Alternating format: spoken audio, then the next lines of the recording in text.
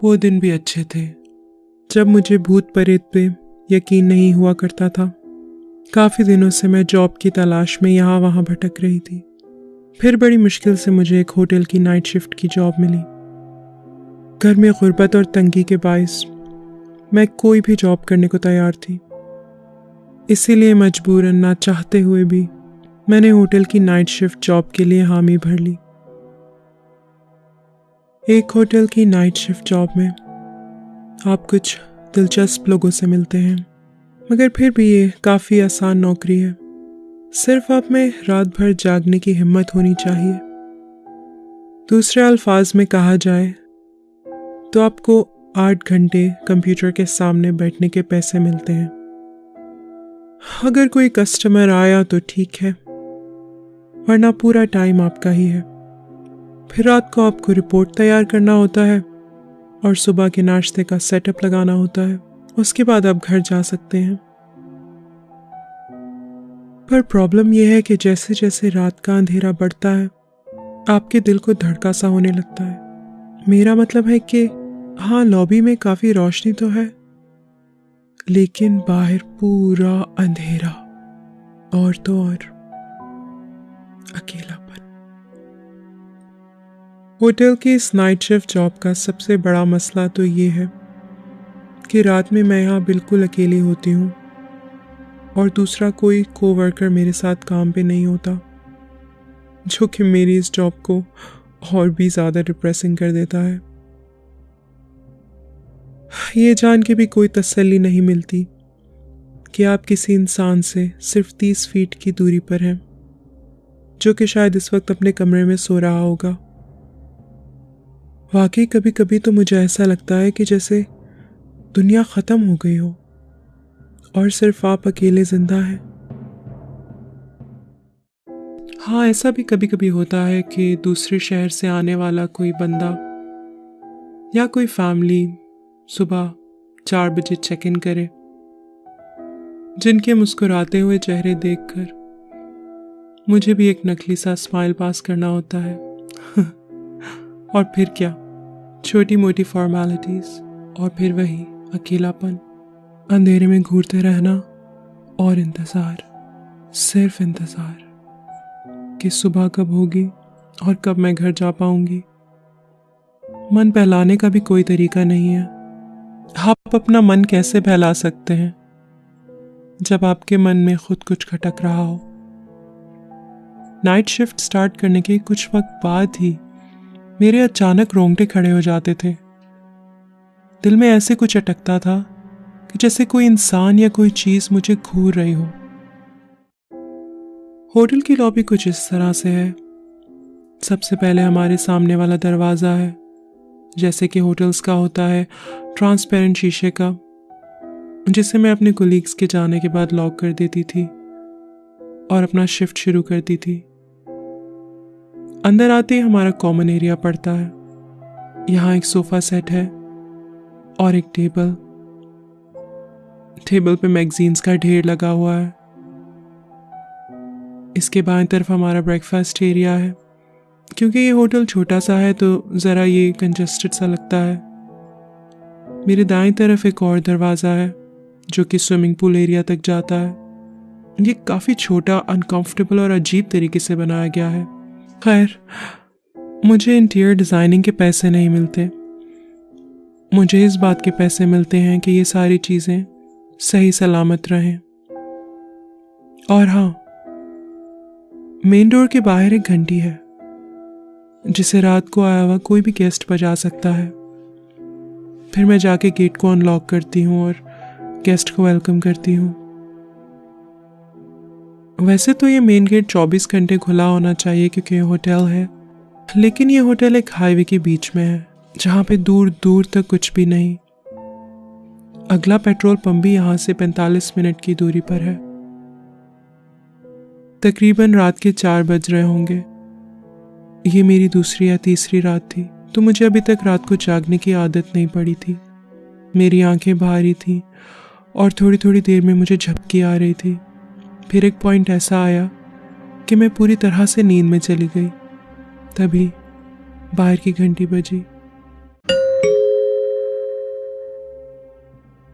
फौरन से मैं चौंक के उठी और चाबी लेके गेट की तरफ भागी।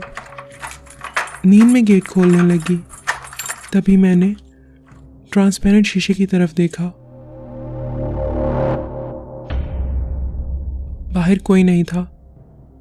मैंने सोचा कि शायद बहुत देर से इंतज़ार करके कोई चला गया होगा। नई जॉब पे सोने के लिए मैंने अपने आप को बहुत कोसा। मुझे बस एक ही बात का डर था कि मेरे बॉस को सुबह कंप्लेन ना पहुंचे। मैं सीधा ब्रेकफास्ट एरिया गई और अपने लिए कड़क सी कॉफ़ी बनाई।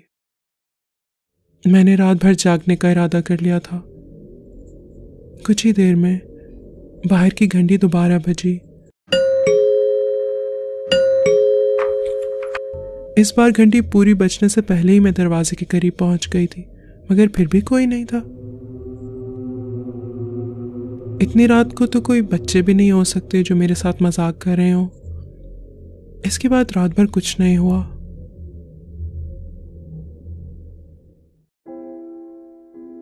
दो तीन रात गुजरने के बाद अब मुझे नाइट शिफ्ट की आदत सी पड़ चुकी थी और मैं ठीक ठाक काम करने लगी थी। हमारे होटल का मैनेजर मुझसे बहुत खुश था। वो मेरी तारीफ करते नहीं थक रहा था, लेकिन मैनेजर को कोई आइडिया नहीं था कि नौकरी कितनी आसान है। और जैसे कि मैनेजर्स करते हैं, मेरे अच्छे काम करने का इनाम उसने और काम दे के दिया। उसने कहा कि स्विमिंग पूल एरिया को थोड़ा साफ कर देना और ब्रेकफास्ट एरिया तैयार कर देना। मैंने कहा ठीक है, ये कोई मुश्किल काम नहीं था और ना ही मुझे सफाई से कोई परहेज है, और रात को वक्त काटने के लिए कम से कम कुछ तो होगा। मैनेजर ये बताना भूल गया था कि स्विमिंग पूल के पास रोशनी काफ़ी कम थी। स्विमिंग पूल की दीवारों के कोनों में बस 40 वॉट के 4 बल्ब लगे हुए थे, जिनका होना या ना होना बराबर था। लाइट बल्ब की रोशनी जहाँ ख़त्म होती, वहाँ से अंधेरा शुरू, और हमारा बाउंड्री वॉल अंधेरे की वजह से और भी दूर लग रहा था। मुझे पता है, शायद सुनने में मैं आपको एक डरपोक सी लड़की लग रही होंगी, मगर अगर आपने कभी ऐसी नौकरी नहीं की तो आप नहीं समझेंगे। रात को अगर आप पूरी तरह से जाग भी रहे हो तो कुछ फिर भी अलग सा लगता है।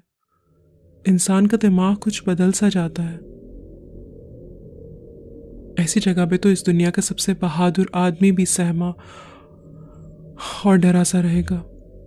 दिमाग में बहुत ही अजीबोगरीब ख्याल से आते हैं। जब भी मैं स्विमिंग पूल से आगे देखती तो मुझे ऐसा लगता कि शायद कुछ अंधेरे से निकल के अभी मेरी तरफ आएगा। मैंने अपने आप को संभाला, 2-3 लंबी सांसें ली और स्विमिंग पूल साफ करने लग गई। कुछ सूखे पत्ते ही थे। उन्हें उठाने के लिए मैं झुकी कि अचानक स्विमिंग पूल के पानी में एक कोयले से भी काली कांपती हुई परछाई दिखी, मेरे ठीक पीछे।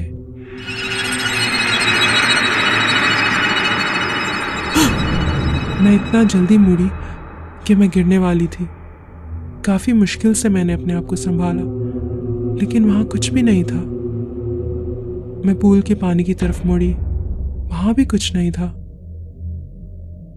मैंने किसी तरह जल्दी जल्दी सफाई की और जल्दी से जाके दरवाजा लॉक कर दिया। उस रात मैं तो बाहर की लाइट्स भी बंद करना भूल गई थी।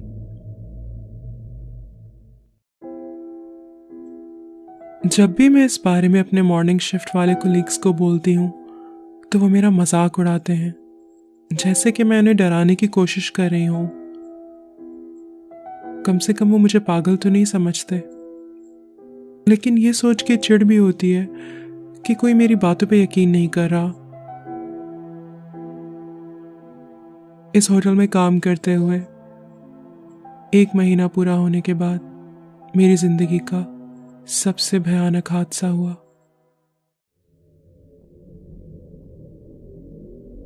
उस दिन न्यूज़ में आया कि आज भयानक आंधी और तूफान आने वाला है, जिसकी वजह से पावर कट हो जाएगा। ब्रेकफास्ट एरिया में बैठ के मैं ये न्यूज़ देख रही थी। अभी टीवी पे ये न्यूज़ चल ही रही थी कि अचानक से बिजली चली गई। होटल में पूरा कब्रिस्तान जैसा सन्नाटा हो गया। ना फ्रिज की आवाज, ना कंप्यूटर की, सिर्फ बाहर चलने वाली आंधी की आवाज। एक रूम के गेस्ट ने कॉल किया।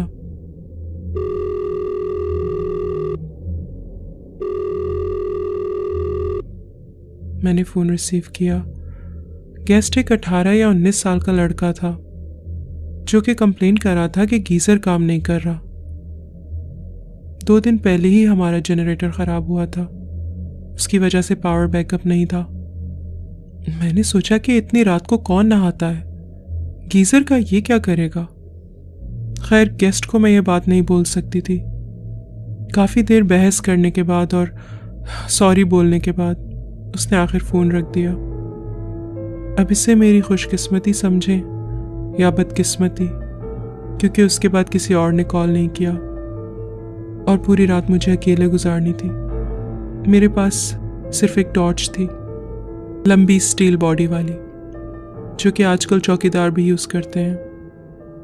मेरे अब्बू हमेशा कहते थे कि बुरे वक्त के लिए हमेशा तैयार रहना चाहिए। अच्छा है मैंने उनकी बात सुनी। लेकिन एक प्रॉब्लम ये थी कि वो टॉर्च काफी पुराना था। उसकी रोशनी कुछ कमजोर थी और वो बीच बीच में बंद भी हो जाया करता था।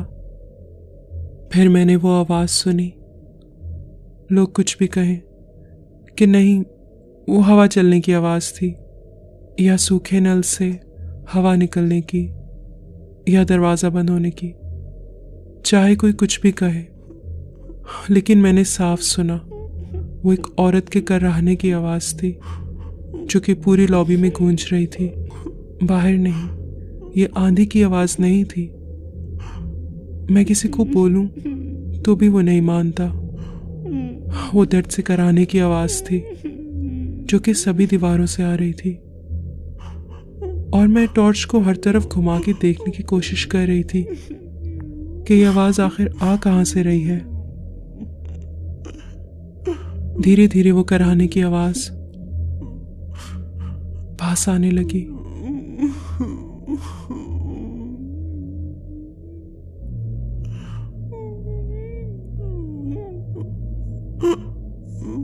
और फिर जब टॉर्च की रोशनी मेन डोर पे पड़ी तो मेरे मुंह से चीख निकल गई। मेरे सिर्फ 2 फीट की दूरी पर वो परछाई खड़ी थी।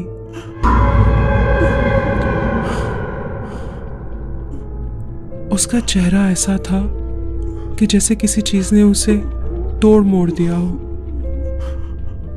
आंखों की जगह काले अंधेरे से भरे 2 छेद थे और उसका पतला सा मुरझाया हुआ चेहरा, और उसके जिस्म में से बदबू आ रही थी।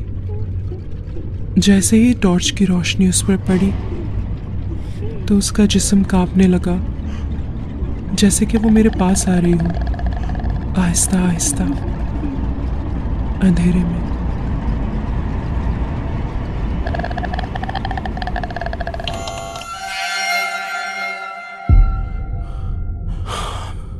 मेरी सांस में सांस आई, लेकिन फिर भी मैं उस जगह से 1 इंच भी नहीं हिल पा रही थी।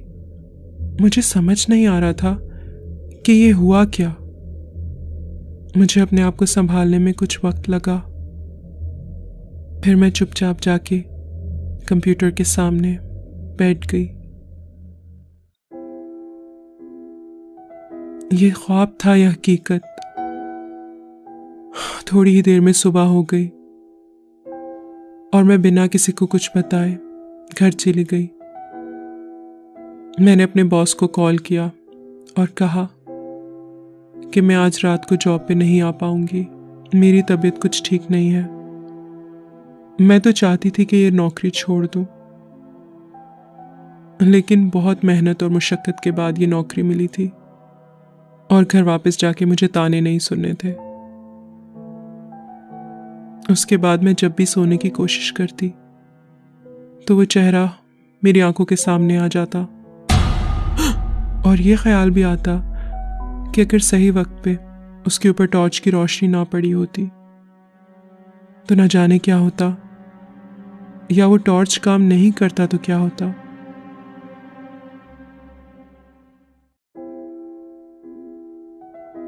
मैं यहाँ पे 4 महीने 3 हफ्ते और 6 दिन से काम कर रही हूँ। अगर ये 6 महीने होते तो मैं ये नौकरी छोड़ सकती थी, लेकिन 4 महीने का वर्क एक्सपीरियंस किसी काम का नहीं।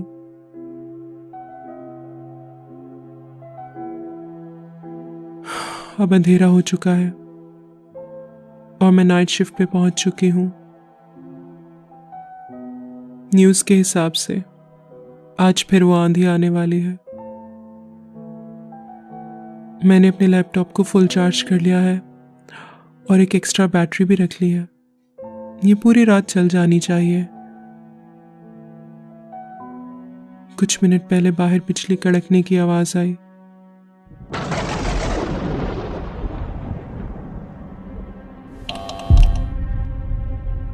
ओह, मेरा टॉर्च तो मेरी गाड़ी में ही रह गया है।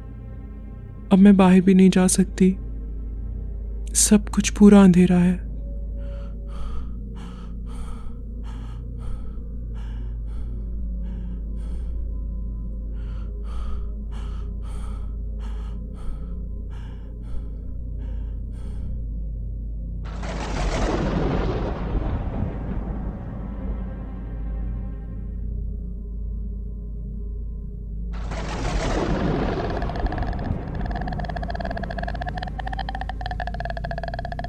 ओह नो, लो बैटरी वार्निंग। दूसरी बैटरी तो सोफे पर है। मुझे फिक्र नहीं करनी चाहिए। लैपटॉप में जब तक पावर है मैं ठीक हूं, तब तक मुझे कुछ नहीं हो सकता।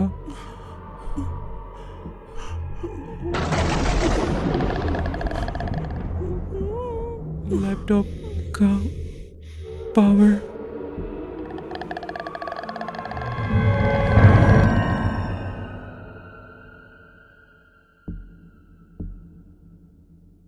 पाँच साल पहले इसी होटल के एक कमरे से एक औरत की बुरी हालत में लाश पाई गई।